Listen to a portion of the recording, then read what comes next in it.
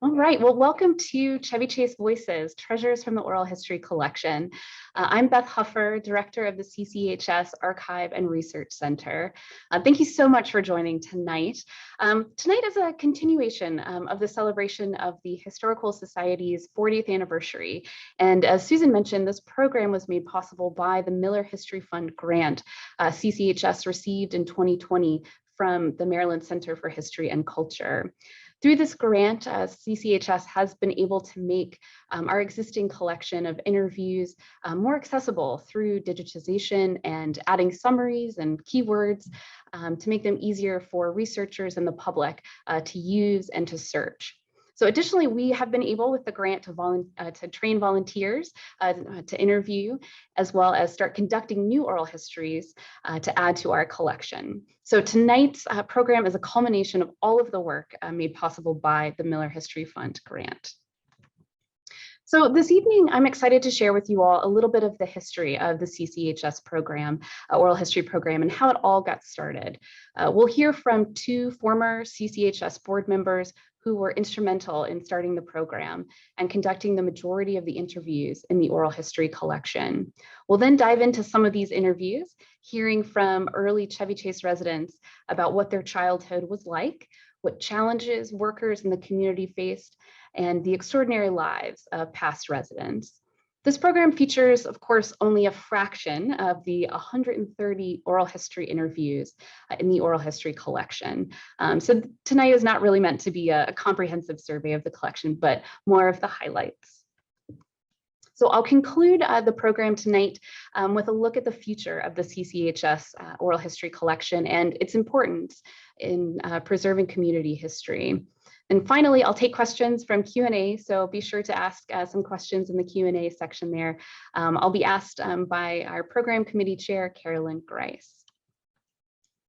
So before we look locally at Chevy Chase, let's talk a bit about oral history interviews. So what is oral history? Oral history is a technique for generating and preserving original, historically interesting information, so primary source material, from personal recollections through planned and recorded interviews. Recording preserves the interview in sound or video and later in a transcript for use by others removed in time or distance from the interviewee. Oral history also preserves the entire interview in its original form rather than the interview's interpretation of what was said. At CCHS specifically, up until recently, our oral history interviews were recorded on cassette tapes, and those tapes were then transcribed. Researchers and residents have been able to access these interviews through typed transcripts available at the Archive and Research Center. Over the years, we've made some of these transcripts available through our website and used audio clips in some of our online exhibits. So let's begin with the formation of the CCHS Oral History Program. And that in and of itself is really intertwined with the organization's beginnings. In the 1970s, when the Chevy Chase Land Company planned a new development at Friendship Heights, a group of citizens formed the Citizens Coordinating Committee for Friendship Heights in response. House tours in Chevy Chase Village were organized to raise funds for this group, and historical photos and other Chevy Chase memorabilia were displayed at these tours. And people interested in history came forward and added to the collection. In the late 1970s, the old trolley station at Chevy Chase Lake was slated to be demolished, and the High's Dairy store on Brookville Road was to be sold. So a committee had the idea that the trolley station, which you can see here on your screen, could be moved to the store's site and be a home to a new historical society. Although the time and the money was too short to achieve this goal, the concept of having a new historical organization to preserve history was born. So as a result, about 20 residents of Chevy Chase came together to organize and incorporate the Chevy Chase Historical Society in 1981. So recently I interviewed two former CCHS board members that you can see here, Marion Toohey on the left and Marjorie Zapruder on the right. Together, Marion and Marjorie began the oral history program, and I wanted to hear from them about its origins and what those first interviews were like. Marion, here on the left, as I said, former CCHS president, moved to Chevy Chase in 1972. Her home on Kirk Street was on the very first Chevy Chase Village House tour. And Marion moved to Massachusetts from Chevy Chase in 2013. So I was able to interview her on Zoom. So let's listen in to Marianne describe the inspiration for the CCHS Oral History program. Well, it began very early. I'm sure you know all about how the Historical Society came to being. And I think just about that time, I read in the paper something about the library in Greenwich, Connecticut, that was recording oral histories it was a library project, and they were recording oral histories and making them available in the library. And I thought at the time it was such a neat idea, but of course I didn't do anything about it until we found ourselves with a historical society.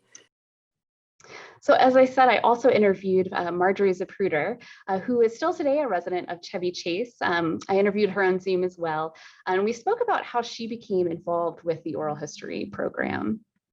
Marianne was very good at focusing on the people we should start with. I don't even remember now who the earliest ones were, but she knew who had lived here for a long time. And so we just started saying we'd like to interview you about your life in Chevy Chase. And we were very careful. We had all these permission forms. So it was a very tiring job. I don't know, how many oral histories you've done, but, by the end, when I would get home from an oral history, I was wiped out because you really had to concentrate so much on what you were doing and what you were saying and what the person was saying, even though they were being taped. My next question for Marianne and Marjorie was, how did you get started? How did you choose the interviewees? So let's turn back to Marianne first to hear how they chose their interviewees. Anyway, we made a list of people we thought would be good candidates to tell us about the early days in the village. So it was a brainstorming and then kind of prioritizing who would be first. Mm. And of course, we had to think of that also. We had to think, well, if we ask her first or him, how will they feel about it? So we kind of also had to know that our first round of interviews with people had to be those that we thought at least would be positive about the project.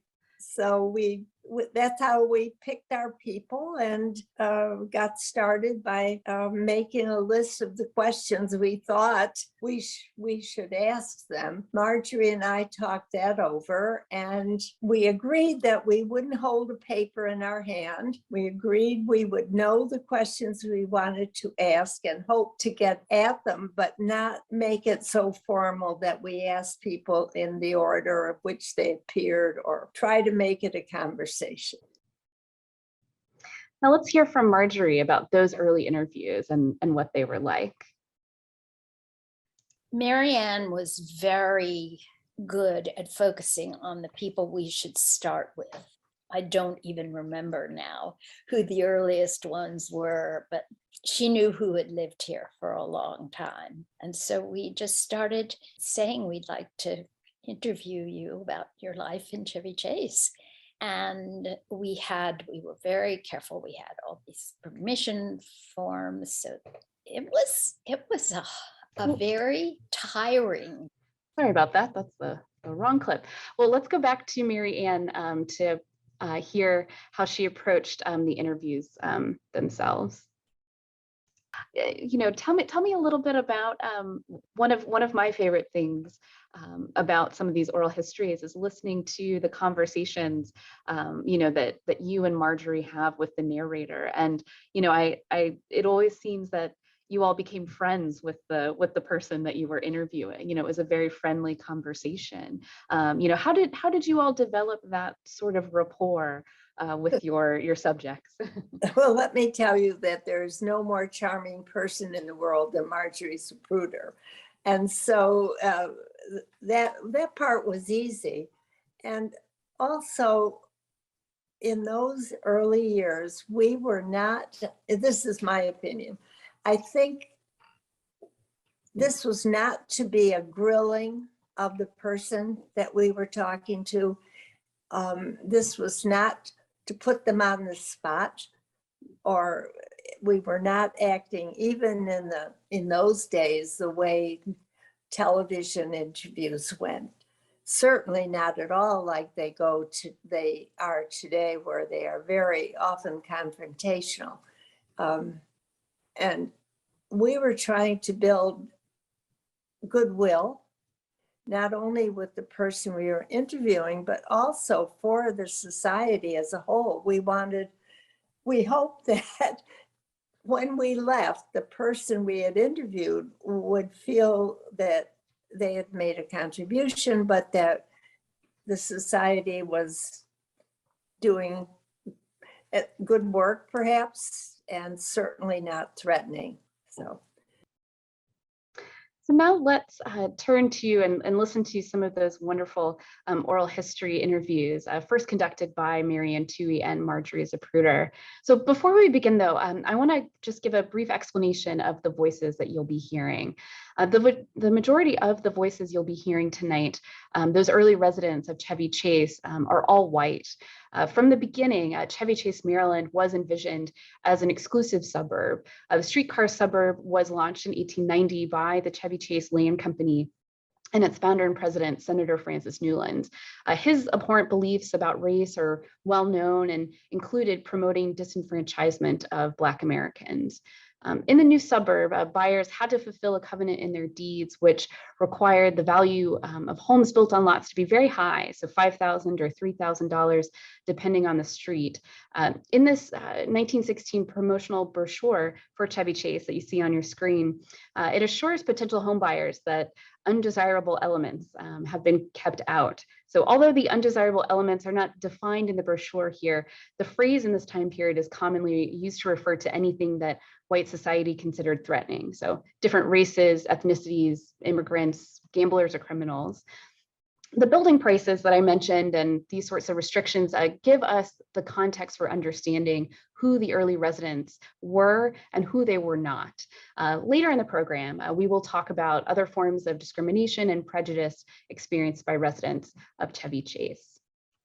So let's move along with the interviews. I will be introducing you to residents and community members and playing audio clips from their interviews so you can hear their experience in their own voices. So I've included images like the ones here on the screen from the CCHS archive on the slides to help illustrate the audio. I will say they're not always directly connected with the speaker, but I hope that they'll help you visualize the time period featured in the audio clip. And just a note, sometimes the audio quality makes it a little hard to hear every word. So I have included on my slides the transcript of the audio clip. So keep in mind that you may need to adjust your volume on your computer or your device to hear the audio. Okay, let's get started. So these first clips will be about childhood in Chevy Chase. So from the 19-teens through the 1950s. This here on the screen is George Winchester Stone Jr. in 1993, at the time when he gave his oral history interview to CCHS.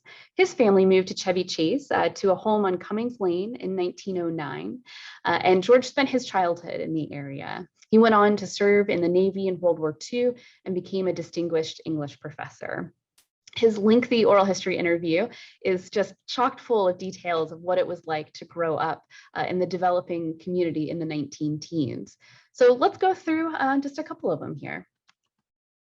So at the turn of the century, living away from where you worked was a relatively new concept. And what made it work for Chevy Chase was the streetcar.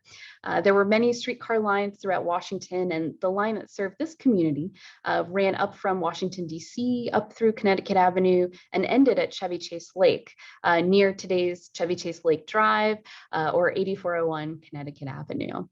This streetcar line took commuters to work, brought in building supplies, and was even pretty fun for kids. So that Chevy Chase Lake streetcar line shut down in 1935 with the rise of automobiles and were replaced with buses. So let's listen to George Winchester Stone talk about the streetcar.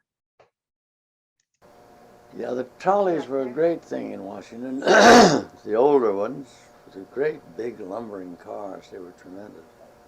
They held 75 or 80 people. And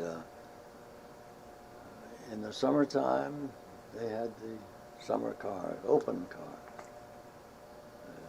Straw seats went straight across, running board on each side. The conductor had a bell pull at each place. There was a motorman and a conductor, and then the motorman ran the thing. The conductor collected the tickets and pulled the bell for stops. You'd say Raymond Street, he'd jam the bell. We didn't ring our own bells because he had charge of that. But those, we just loved those open cars. I don't know why, except they were different. And you could go all the way through and stand on the running board. Before you stop, as it was slowing down, you get on the running board so you could jump off and hit the ground running.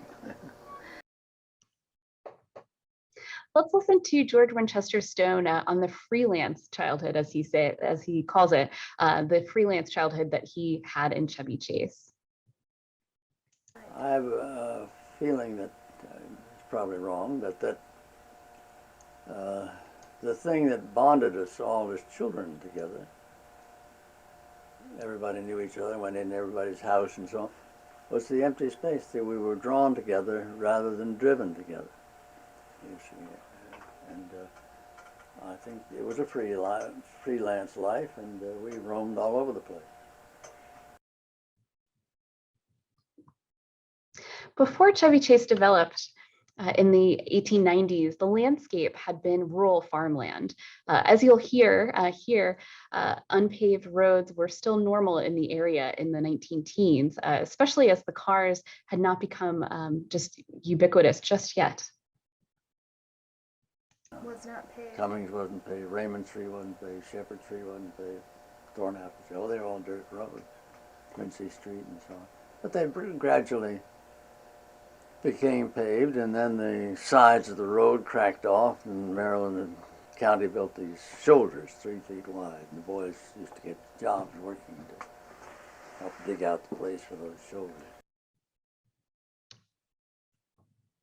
George Winchester Stone also describes the animals that he often saw as a child, again pointing to the changing rural landscape. In this quote, he does actually mention Cy Cummings, and you can see Cy Cummings in the image at the top there. He's in the center on horseback. Sometimes you see a horse out there eating apples from under the apple tree early in the morning. Oh, there's a horse. And but the law in Maryland was you had to keep animals out. You didn't have to keep them in. So we would have had to fence the whole place around. Well, nobody wanted to do that. So, well, but for the most part, Cy kept his chickens and pigs and so on, all that stuff. John Dines had a whole chicken yard full of chickens, and so did Mr. Feeser. And we had chickens, and we kept them in, but every now and then you'd see a stray that you didn't recognize, and the place was overrun with dogs, of course, running everywhere. And occasionally a horse, occasionally a cow would get loose. So you just call them up and say, "You got a cow up here." They'd come get them. Solomon would come get them. Children often took advantage of the proximity to Rock Creek, as many of us still do today, but they used it then, more or less like a playground. Let's listen in to George Winchester Stone talking about enjoying the water of Rock Creek. Then walk into the woods and down along the back of where Rolling Wood is now. Mm-hmm. It was quite a long walk, but interesting path through the woods. Till we came to this swell in the creek, and there was an open place around. We'd play mumbly peg and stuff. And it was deep enough. We were little kids, so it wasn't, we didn't have to have 8-foot depth or anything of that sort. And there we swam. And I guess that's where I learned to swim. My brother was quite a swimmer. He was excellent. But I would go there every day in the summertime, one summer, until I got sick as a dog, because I picked up some type, I don't know, whatever. But when we'd get tired and go home around maybe 4 o'clock, 4:30 in the afternoon, many a summer there was always a thunderstorm, and the thunder crashing through the lightning shooting through the air and the thunder banging. It was kind of thrilling. So coming a few years after George Winchester Stone, let's hear from some residents about other types of childhood activities that they got into around Chevy Chase. Mary Wright Smith, who we'll hear from in this interview, was born in 1917 and moved to Chevy Chase with her aunt and uncle in 1925. In her oral history interview, she talks a bit about the games that she played as a child, but also how money was often a driving force behind several of her childhood adventures. Well, you know, kids played outside in that time a lot. We used to play Red Rover, and all this. Use the sidewalk as part of and my neighbor that lived next door at that time, he belonged to Columbia Country Club. And he used to take us out swimming at the club out there, which was a real treat. And there was another girl whose father was a dentist, lived down on Shepherd Street. Detmer, Dr. Detmer he was. She used to join us, but we used to, we always wanted to make money, and the Curtises, who lived on Delaware, the girls I played with, they had apple trees, and they used to let us sell the green apples to get a little bit of extra cash. And then Norman Mildred were my age group, but then they had two brothers, Roger and Howard, who were finished college. And as a treat, we'd save all our money, and then they would take us to Glen Echo once a year, and we would spend all the money in one evening, riding the different conveyances there. Mm-hmm. But we really never, we used to love to make cookies and sell them, anything to make money, you know. We wanted to be able to be self-sufficient, I guess. Mm-hmm. A few years before Mary Smith arrived in Chevy Chase, Augustine Gus Winnimore was playing with his magic kit. Gus had moved to Chevy Chase with his family. He was born in 1906, and he lived in both Chevy Chase, DC, and then eventually also Chevy Chase, Maryland. He was good friends with George Winchester Stone, and in Gus's oral history interview, he details this fantastic story about a magic show, and it involved General John Pershing, a hero of World War I, who also happened to live in Chevy Chase, DC. So let's take a listen. We went down to see Thurston the magician, and we were intrigued by him. He would take these cards and flip them, and they would fly up and go up in the balcony and up around that, and we would get them. So we decided we'd be magicians. We each got a set of Gilbert Misto magic for Christmas, you know, and we could do all sorts of things, and have little boxes and little tin round box, and put a postage stamp in it, and put the lid on it, wave the magic wand over it, lift the lid off, the postage stamp was gone, and that type of stuff, you know. So we were going to give this show on the 20th of October. So we practiced like the Dickens. We had a rail line, a pattern to go with it, you know, all that stuff. And then General Pershing just lived up the block. So we said, well, let's ask the general. But anyway, we went up to the general, and he was out breaking leaves. And we said, well, General, we're going to have a magic show in our attic next Friday, 4 o'clock. We'd like you to come if you could. And he laughed and said, well, boys, I'll see what I can do. So we went on, we told our mother, and she said, uh-huh. And we invited all the kids in the neighborhood, and then that day, Friday, the 20th of October came, and I walked home from school down Western Avenue, across the field, up the house. My mother was there, all excited. The general is coming. The general is coming. Oh. She said his aide called me up and said he and the general and 2 ladies will come to the show this afternoon.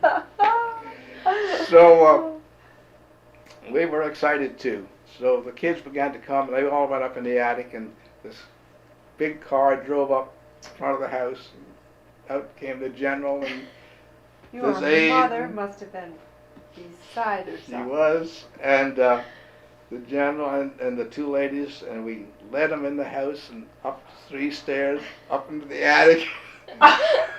And we got some extra chairs and put up there for them, real chairs. And so we put the show on, and things went pretty well.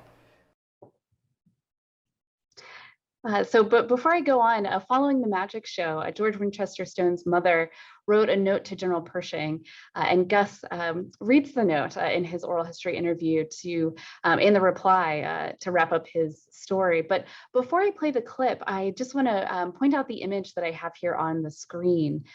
This is General Pershing with a group of students from the Chevy Chase School for Girls, which was a finishing school, a junior college located where the 4-H center is today. The students ran into General Pershing at Mount Vernon and took this picture. And upon finding out that they attended school in Chevy Chase, General Pershing invited the students to tea at his house. So let's go back and listen to the end of Gus Winnimore's story. Winstone's mother wrote a letter to the general. It says, last Friday evening, a tired but very happy little boy said to his mother, "Gee, but I'm glad General Pershing thought enough of us boys to come to our show." And his mother was glad too. And that was by Mrs. George Winchester Stone, written to the general. Oh, isn't it? And the general replied, General of the Armies, Washington, November 2nd, 1920. Mrs. Mary Bradford Stone, Chevy Chase, Maryland. Dear Mrs. Stone, I received your note the day before the famous magic show given by a trio of small boys, one of whom was your son. The whole thing was perfectly charming from beginning to end. First, from their polite and modest invitation to me, then their attention on my arrival, and afterward the very interesting little show that they gave. Remembering my own boyhood and also my own boy, this half hour gave me extreme pleasure. Permit me to compliment you upon the manliness and self-confidence of your son. I am sure that he will bring credit to himself and to his family. Thanking you very much for your note, I remain very truly yours, John J. Pershing. It's by far one of my favorite stories in the oral history collection. Oh, it's great. So let's go on to some mischief. In this clip, Richard Walsh, born in 1912, describes some of the pranks and antics that the neighborhood boys would get up to in the 1920s, bothering both motorists and streetcar conductors alike. And what we do, we'd have some old license plates, and we'd drop a license plate and holler at the man, "Hey, mister, you lost your license plate." And then we'd run. The guy'd come back and there's no license plate there at all, because we'd pick it up and run with it, so we use it again. And then when the streetcars would come out on the trolley line, and they got to the Chevy Chase Circle, we'd run over and pull the trolley line cord down and then run. The guy, you have to get out of the car and somehow get the thing back up again. Get it back up there again because everything stopped. Oh, these were some kind of days. Marion Esch Potter, born in Chevy Chase in 1915, grew up on Brookville Road, and you can see that actually here in the photo on the slide. She's there with her sister and a baby carriage. Looks a little dangerous there on Brookville Road. In her oral history interview, she details the different types of games that she played as a young girl in the 1920s. I'm actually going to read her oral history excerpt here, as the audio that we have is not the greatest quality. So, we didn't generally make friends very widely around here, and Barbara Norcroft next door, but she was a little older than we were, and we didn't play with her much, though she taught me to play jacks. We would sit in the doorway there, one youngster against each corner, and play jacks. One game we liked to play over in Chevy Chase Elementary was marbles. Even girls like to play marbles, and Mildred Chapin, daughter of Chapin Sachs Ice Cream Place, her father had taught her how to shoot. Boy, could she get shoot out any marble that she wanted. So she was my best friend, probably. I didn't like to have her get all my marbles, see? The other thing that girls did was to jump rope in the yard there. We'd run out to recess and jump rope. Or there were some turning bars. If you could find yourself a place, you would get up on a bar and turn, and do tricks on the bar. And we were good tomboys. So let's hear next from David Oram, who was born in Chevy Chase in 1928 and grew up on Williams Lane. His father worked in real estate, and eventually David took over his father's company. In his oral history interview, David describes a more developed Chevy Chase of the 1930s, less of the expansive place to play from George Winchester Stone's earlier description. All of us who grew up on Williams Land, there were a lot of children by the time I came along, because most of the lots had been sold and the houses had been built. The boys' favorite activity was watching new houses being built and playing around the construction sites after school and borrowing whatever we could to build clubhouses or tree houses. And the materials were plentiful, and we built some very spectacular clubhouses and tree houses, to the builder's dismay, I'm sure. But that was the principal activity. I always love how he says that they borrowed whatever they could find. All right. So in the next clip from David, he's speaking about the area of Chevy Chase Lake. I just want to give a little overview. In that area, the end of the streetcar line, there was an actual lake. For those of you who might not know, it was a man-made lake to catch condensation from the coal-powered power plant that produced the electricity for the streetcar and the suburban development. At the same time, the Georgetown spur of the B&O Railroad came in from the west, from Silver Spring, and came west from Silver Spring over to the Rock Creek Trestle, which you can see here on the screen, onto Chevy Chase Lake, where coal and lumber and other building supplies were offloaded, and some were sold by T.W. Perry's or put on a streetcar to be delivered down Connecticut Avenue. The B&O would continue then through Bethesda and eventually down to Georgetown. That rail line became eventually the Capitol Crescent Trail for many, many years. And now that rail line right of way will now be the site of the new Purple Line. So, okay, let's get back to David and how, as a child, he describes here that area of the railroad and the trestle was a favorite place for kids to play, even if it sounds pretty dangerous to me. And that's a favorite was a favorite place for young people to play. The trick was to hide in the bushes, and as the train came by, particularly if it was hauling gondola cars, that is, an open car with nothing in it, not a boxcar, but an open car, a gondola. When the engineer wasn't looking, jump on the train, hop in the gondola car, and ride to Georgetown free. And you didn't tell your mother you were doing that. No, you didn't mention that. The other thing to do was to put pennies on the railroad track when the train came across, and then watch what the locomotive did to the penny. It made it about that big around. And the third most exciting thing to do was to stand on the trestle, which crosses Rock Creek Park. The big wooden trestle is still there, although now it's very charred and in very bad repair. It's a hazard that it should be torn down. Walk across the trestle and wait for the train to come. And you listen for the train by putting your ear on the rails, the way you saw Indians do in Western movies if you have a lot. And then when the train started coming, run as fast as you could to get off the trestle before the train came across. And scare the young ones who had never done that before. And it was very frightening because they're just the ties. Your foot could go through between the ties. Always sounds very dangerous to me when listening to that story. So let's skip ahead to childhood in the 1950s and hear from Irene Creed, the daughter of Greek immigrants who moved to Western Avenue. In her oral history, she details many childhood memories, including taking ballet lessons above the Avalon Theater. And Catherine Maloney taught ballet at the Dmitrieff studio above what is the Avalon Theater. Avalon, too, was our ballet school. Madame Dmitrieff, who was from Russia, as you can certainly understand, and who left apparently because of the revolution. Her family migrated here, another immigrant. was the pianist, a piano teacher, a very dignified. I always remember her as her chin up in the air and this wonderful accented voice that just scared the crap out of all of us. So I didn't want to take piano, but boy, I wanted to take ballet, and I was enrolled, thank goodness, in Catherine Maloney's ballet school. One of Madame Dmitriev's friends, a woman that I cannot remember her name, who played, there were two large grand pianos at the far end of the room. That would be the south end of the room.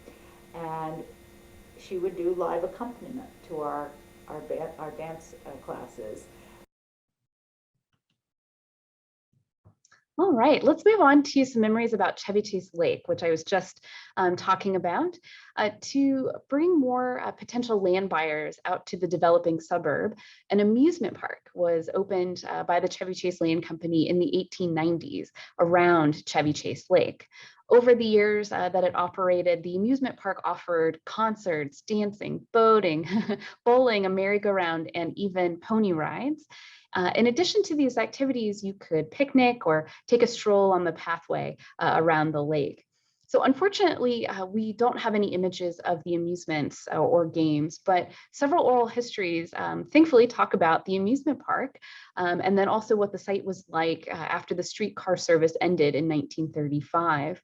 So let's take a listen to George Winchester Stone and his memories of Chevy Chase Lake.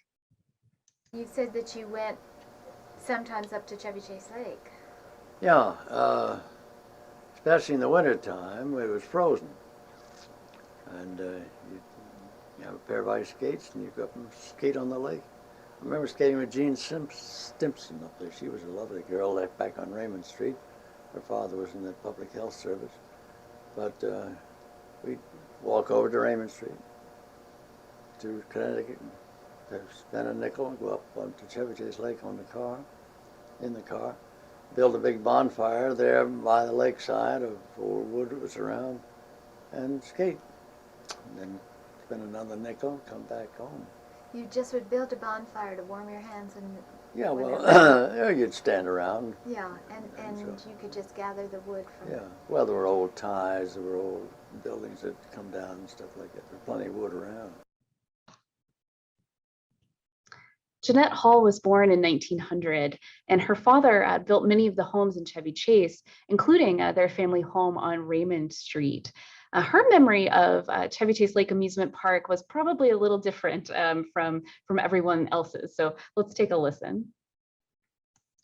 Did you ever go to Chevy Chase Lake, to the amusement park? Sure, we went down there, and I wanted to dance the worst way, and of course I wasn't allowed to, you know, being a strict Methodist. And I told my mother one time, well, if I get to heaven and find all my friends there who dance, I'm going to be mad. Oh, that's such a, I love that that oral history. Yeah. All right. So moving forward ahead in time, David Orem later remembers the lake itself after the amusement park had shut down. The lake was eventually drained, and today there are really no remnants of the amusement park or even of the lake itself. My earliest memory of Chevy Chase Lake was merely of an abandoned, more or less swampy pond. All remnants of the earlier bandstand had decayed or had gone by the time I grew up. And we would go up to the lake to hunt for frogs. That was the principal activity. We'd come back with buckets full of tadpoles. The car barns had been converted into automobile storage facilities for retailers. But the car barns were still there with their huge glass windows, most of which were broken out, but the facility was just used to warehouse automobiles or for other reasons. So now I'd like to turn to Josephlston. For over 4 decades, Josephlston worked at Brookville Supermarket. He became synonymous with the store. So on the eve of his retirement from the grocery store in 1992, CCHS conducted an oral history interview with Josephlston, recording not only his experience as a longtime employee at the Brookville Supermarket, but also the experience of his Black family in and around Chevy Chase. So born in 1911 in South Carolina, Joseph moved to Montgomery County with his wife, Viola, in the 1930s. So let's listen into how it was difficult for him and his wife to find housing in the area, and how his connections, especially through his employer, helped him find a place to live.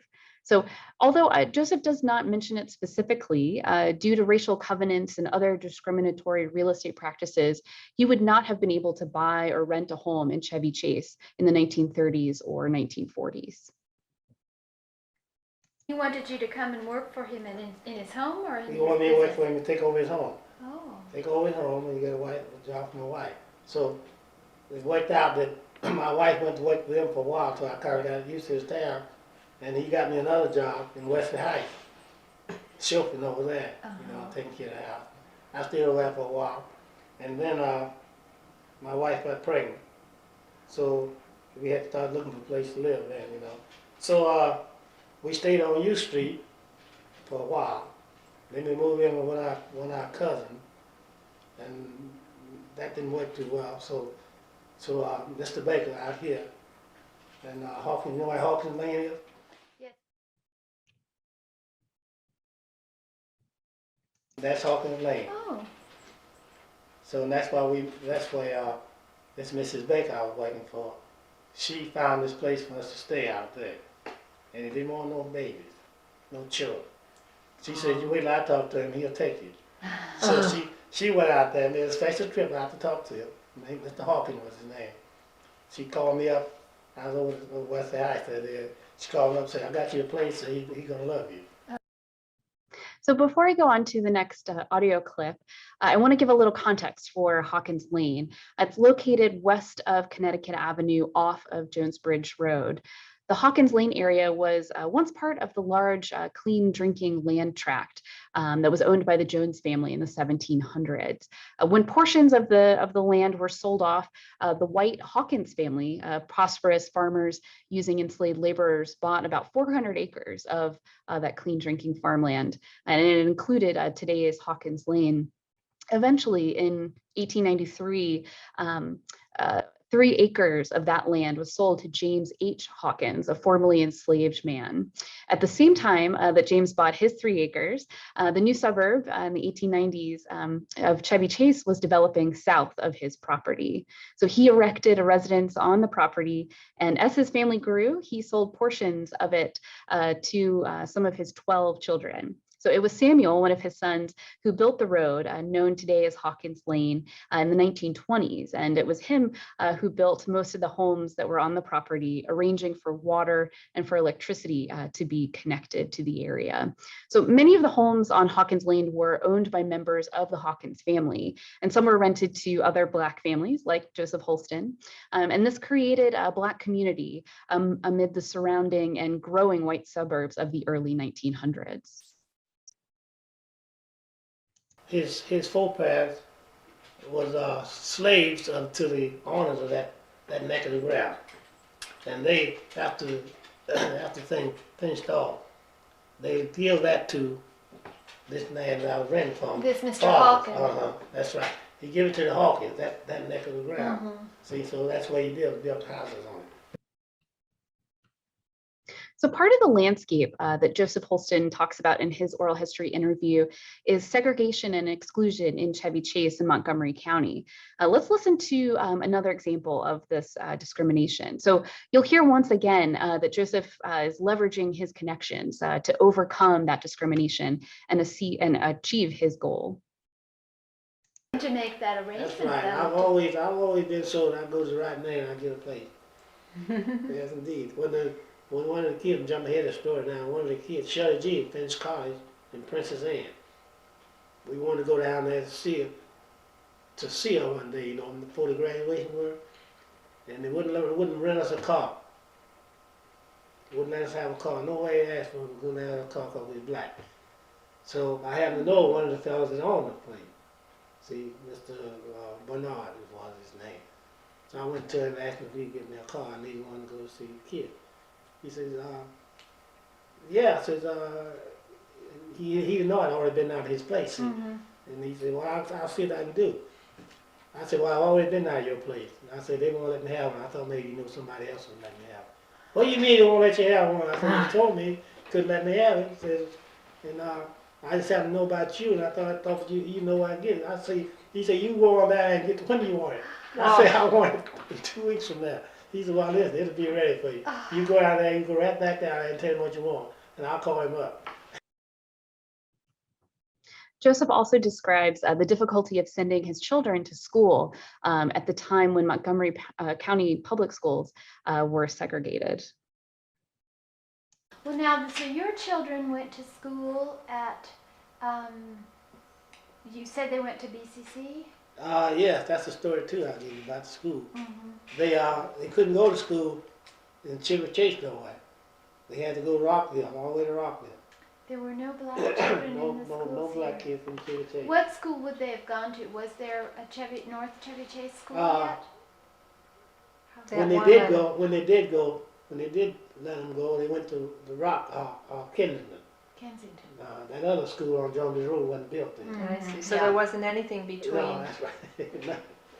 So they went to Rockville, and then when they loosed the band over on the BCC, I had 2 girls ready for college, ready for BCC.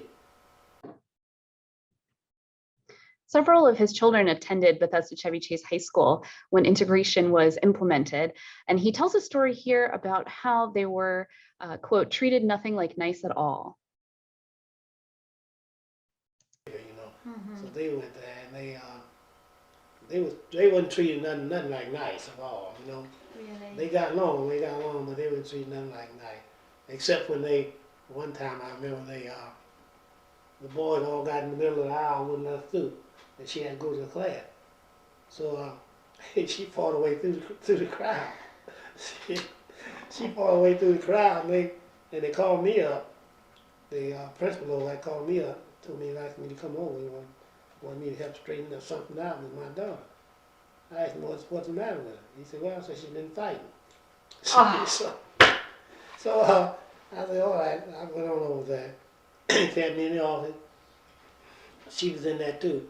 So I asked her, I said, Betty, what happened? And he wasn't going to let Betty talk. See, he was going to do all the talk. See, the principal were now. He wasn't there himself now. All right. So I said, wait a minute. I said, now you just let my daughter tell me what happened. See, well, I said, I can tell you what I thought. I don't want you to tell me. I want her to tell me. So she told me all these boys got in the middle of the aisle. And he kept on butting in, oh, he didn't do that, this, that, and that. I told him, I said, now listen now, if you want me to kind of straighten this out, so you better let me listen and see what my daughter said. So he finally cooled down, so then she told me all the thing. And after we got through telling the story and all, then we ended up, we all was friends. He was a friend of mine, everybody just happy.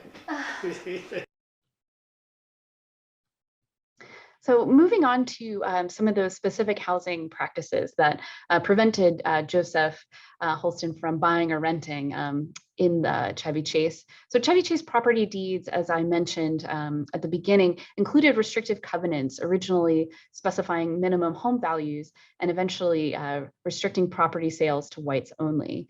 As early as 1906, explicit racially restrictive covenants, like the one here on your screen, began to be inserted into deeds by the developers of Martin's Additions, Fannie Barrett's Chevy Chase Park subdivision, which is today part of the town of Chevy Chase. So property owners willingly agreed through their land deeds not to sell or lease their properties to Black Americans. These restrictions ensured a homogeneous neighborhood. And these covenants were eventually ruled unenforceable by the Supreme Court in 1948. So in this clip, David Oram, whose father I mentioned worked in real estate, talks a little bit about covenants in Chevy Chase. Yes, I think covenants, I'm certainly not an expert on the history of covenants, but they were nationwide. and they are an interesting sociological study in themselves. To give you, it gives us all an idea of the attitude in the 1890s, 1920s toward race, race, creed, color, and national origin. And the covenants existed, as you say, in the land company deeds, but I think they were also placed on the deeds recorded by the Williams farm and the Martin's edition and Kenwood and on and on and on. They just seem to be commonplace. A gentleman's agreement was a common way of doing business. In fact, I remember that my father sold the first house to a Jewish family in Chevy Chase Section 5. The Bernhardts. The house is still there, and young Max Bernhardt and I were talking just the other day. But I remember that when my father sold the Bernhardts that house, the three of the neighbors on Williams Lane heard about it and marched down Williams Lane to our house to address my father. And my mother saw them coming and knew what was up, and she said, "David, you go to your room." And that's all I remember about it. It was a very difficult thing for him to do, but it was done. After 1948, other discriminatory practices continued, and even after the passage of the Fair Housing Act of 1968, practices such as steering, the practice of realtors guiding prospective buyers toward or away from certain neighborhoods based on their race or religion. In her oral history, Esther Israelo talks about trying to find a house in the area and the steering that happened as a result of being Jewish. So we kept looking for places to live, and Bernie got the Evening Star and the Morning Post, and we saw Chevy Chase house for sale. We used to take drives around. We didn't know anything about good neighborhoods or bad neighborhoods, so we were told Jewish people lived in Silver Spring, so we went there looking. And we finally found this house for sale, and it was unpainted, and it had been up for sale for a while to settle an estate. And I had enough money to put a down payment because it was big rooms, and I came from a big house and had big furniture, and that's how God gave me this house.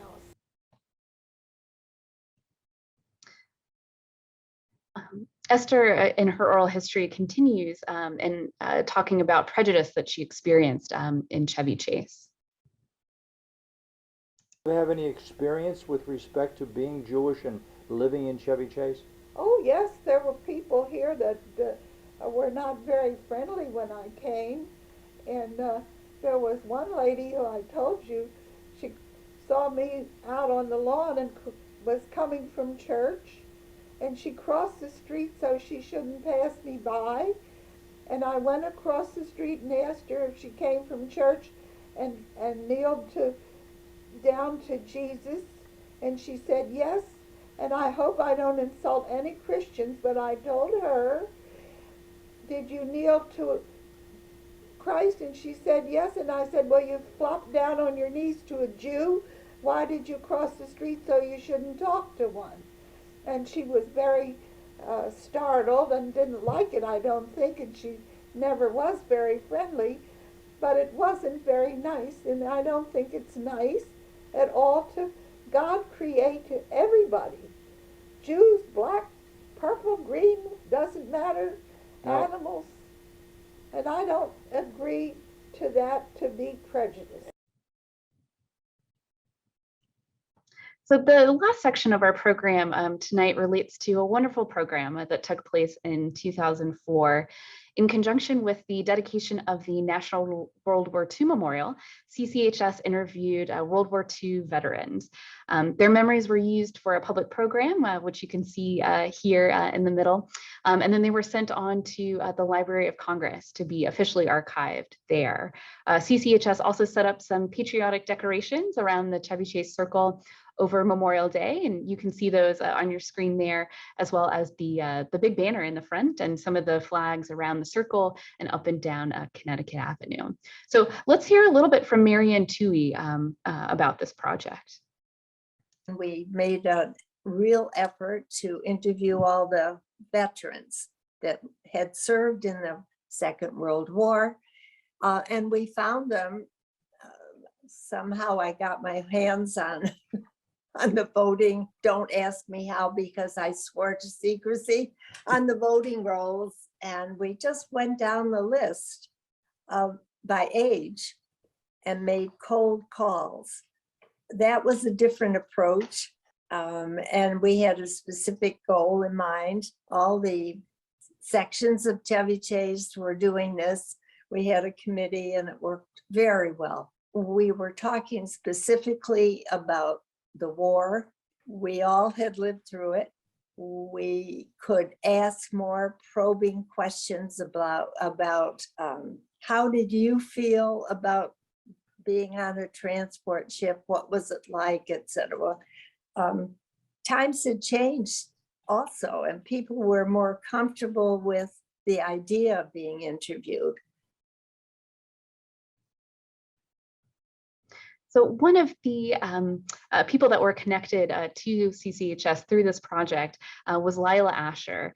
Lola Asher, she has a fantastic story. She's a very talented artist. So during World War II, she was a part of the USO and sketched wounded soldiers. So let's hear a little bit about that. I worked, in the wards where the guys were too sick or not able to go to the regular USO shows. I was listed, I was a one-person USO show. The others were groups that were vaudeville song and dance, and Bob Hope, your comedian, and all sorts of other people. They traveled in groups and performed in the auditorium where it was possible. I was assigned from one ward on this day to another ward that day, and I had individual contact with the guys. I met some of the USO shows that happened to be in the hospitals when I worked, and they said they didn't have the personal contact with the guys as I did. I think that was more satisfying. Lila went on to teach at Howard University and lived in the town of Chevy Chase. She also published a book, which you can see here on your screen, about her time at the USO, and it has some wonderful sketches from her time with the wounded soldiers. And gotta love the title there of her book. Let's listen into just a little bit more about that USO experience that she had. The USO had a regular routine. I would sign the drawing, and then I would also put the guy's name and his serial number. And then I had a little card with his name, rank, and serial number, and the person and address to whom he would like it sent. His mother or his wife or his girlfriend or whomever. And at the end of the 6 days at the hospital, I took all of these with the little cards to the Special Service Officer, and they were shipped to New York. New York would individually roll them in tubes and send them to the person identified. There was a very nice arrangement. I got some quite nice letters from people, very sophisticated letters, very simple letters, but people really liked it. And it was a great service. The guys got the psychological help of having somebody to talk to for a half hour, and then their parents got some, or their family got some real satisfaction, and they had the drawing. So one final World War II memory from an oral history here. The attack on Pearl Harbor was a pivotal moment in the lives of many. So let's listen to a clip from Gertrude Larochelle, who recounts her experience on December 7th, 1941. Her husband at the time was attending the Washington versus Philadelphia football game at Griffith Stadium in Washington, D.C. Now, so you were in Chevy Chase on December 7th, 1941. What was it like that day? You remember? Yes, very definitely. My husband was at the football game.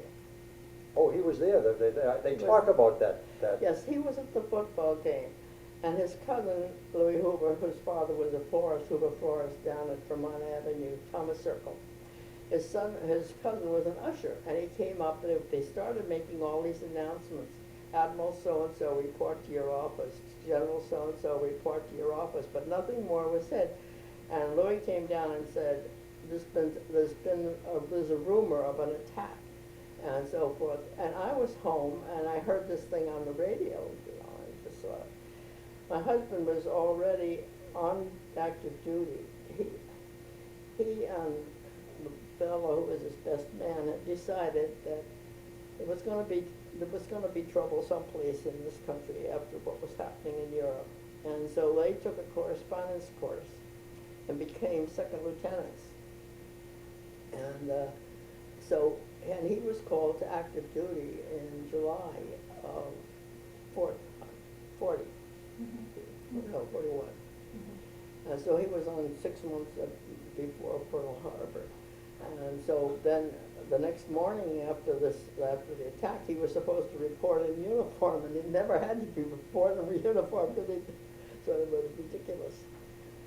And those early days were very, very strange because nobody was really trained. I mean, he was sent to Fort Lee for 6 weeks to learn how to run the quartermaster office. So I really hope that you've enjoyed listening to all these interesting and fun stories from the CCHS Oral History Collection. I just want to say a quick word about what's in store for the future of the Oral History Collection. As we have learned tonight, there's so much value in recording the lived experience of community members. I asked Marion Toohey when we spoke what we should think about for the future. So let's listen to her answer. For the future oral histories. And I was thinking about it. We've just lived through, and we're not over it yet, the COVID epidemic. It would be interesting to interview managers of the various towns and find out how they coped, what problems they faced. I'm sure there's a doctor, more than one, somewhere in Chevy Chase that would be that was on the front line. I bet there's a research chemist working right now to find on a vaccine for the next, heaven help us. So I was thinking, catching some of the people who aren't that old, but have had and are facing current problems. You have two justices of the Supreme Court and the chair of the Federal Reserve. Those are people to keep track of, if that's a word to use, so that when it's appropriate, interviewing them. So thinking ahead, perhaps the focus should not just be on long-term residents. So I agree with Marianne that COVID-19 will certainly be a topic to focus on for new oral histories. We've already gathered, many images and statements during the pandemic through our Corona Chronicles project, but I am sure it will affect, have many effects coming forward. So other topics that, we'll be including in the future is, of course, the Vietnam War, school integration, and more recent historical events such as 9/11. So additionally, through the Miller History Fund grant, we've been able to conduct 7 new oral histories, actually just within the past couple of months. And one area CCHS would like to expand on is our non-resident members. So those who work in Chevy Chase but do not live here, such as teachers or store workers. So they have many important stories to tell. And I'm happy to report that 3 of the 7 new interviews have been with non-resident community members. So I hope there will be many, many more. So I'd like to conclude tonight with one last clip from Marjorie Zapruder, a quick reflection on Chevy Chase. But it really did make me realize how lucky we are to have ended up in this community, and what a special place it is. So that concludes the program. Thank you so much for listening. If you know someone that you would like to nominate to be interviewed for a CCHS Oral History, please contact us at info@chevychasehistory.org. And as you can tell in our PowerPoint presentation, we love photos. So if you'd like to donate photos, from your time in Chevy Chase and the Chevy Chase community, we're always happy to scan photos for our collection and then give back and return the originals back to you. So finally, at the very end, I want to give a big thanks to the CCHS Program Committee and our intern, Haley Warland, for all their hard work reviewing oral history interviews ahead of this program. So now I will turn it over to Carolyn Grace to start the Q&A. So I'm going to stop sharing my screen here. Thank you.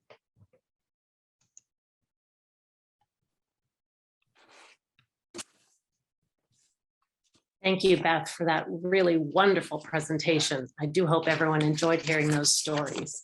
And now we are going to begin a short question and answer session with some questions that have been submitted by our listeners during the talk. We've got a question here about a listener's own home here in Chevy Chase, and it's a question I think many of the listeners tonight might relate to. And how does one go about finding out more about the house maybe that they grew up in? Is it possible, even if it's maybe not that old, or how do you learn about the people who live there? Can you tell us a little bit about that? Absolutely. This is a question that we get at CCHS all the time. We are a great resource for residents. If you have any questions about your house, one of the great items right now that the Montgomery County land records have been digitized, and so it's easier and easier for residents to look up their own deeds, so that you can see kind of the past ownership of your house. And sometimes you can find some of those restrictive covenants that I mentioned. You can actually find them in the paperwork in your deeds. So we have a great write-up on our website about researching your own home. There's a great resource page on our website. If you go there, it's with the collection materials. And so I'm happy to guide anyone through that process of looking up their deeds. But also I would say, if you know some of the past owners of your house, newspapers are absolutely fantastic. So a lot of newspapers are digitized through the Library of Congress, through Chronicling America. So the Evening Star, one of DC's papers, has been digitized. So you'll find lots of things about actually Chevy Chase, Maryland in the DC paper.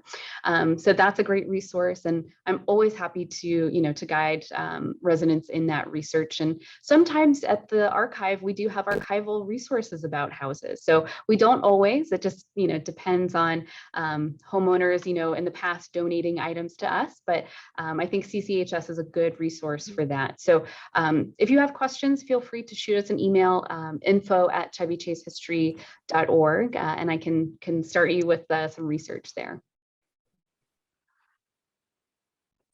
Thank you, Beth. That's wonderful to know that so many resources exist that people can actually do some of that research. That'd be quite interesting. Another question we have deals more directly with the oral histories themselves. And a listener wants to know, when CCHS interviews someone for oral history, does the interviewer get to see the transcript of what he or she said, and do they get to edit it, or what's their role in that? That's a great question. So the process for the oral history, of course, there are a couple of steps there. It's not as simple as showing up and recording, hitting record on the recorder. There's a lot of preparation that goes into an oral history interview. And for time, I had to kind of cut out some of the preparation, of kind of researching the person that you're interviewing. And so then, it's really that conversation between the two people, and the oral history is meant to capture that interview. It's not meant to, as I think I said up top, it's not meant to be an interpretation of the conversation, but it's meant to be, a full transcription. So the narrator does get to, read through the transcript, and they do get to make some edits. So we encouraged edits really only when, maybe they forgot someone's name, or, a couple of, they've stumbled over some words or something like that, or they got an address wrong. Things like that do happen, and so we correct that in the transcript. But we really, if you edit it much more than that, it becomes a bit more of a memoir. But I will say that, if a narrator, says something that, that they really don't want, to be archived, we're always happy to work with them to take it out, or even add a restriction. So say, 50 years from now, that can be, released to the public. So always happy to work with a narrator in that process. All right, thank you, Beth, very much. Unfortunately, I think we had a wonderful lecture and presentation this evening, but I think we are out of time for any more questions. So I'm going to turn it over to you. Great. Thank you, Carolyn. And again, thank you so much to everyone for coming out this evening and sticking along with us till the end of the program. So I'm going to turn it over to Susan Bullendorf, President, to give our concluding remarks. Susan? Thanks for a wonderful program. I'd like to close it out with some bittersweet news. CCHS Director Beth Huffer has accepted a position at the American University Art Museum, and she will be leaving us at the end of April. For nearly 4 years, Beth has cared for the Chevy Chase Historical Society archive, and she has helped us expand our collections, our research, and our focus. She has been wonderfully innovative in expanding our digital capabilities, and she worked creatively during the pandemic to create History at Home emails, which I hope everybody here enjoyed. The Board of Directors and I would like to express our appreciation for the wonderful and professional directorship of Beth Huffer. We wish her all the best in her new endeavor. Thank you and good night.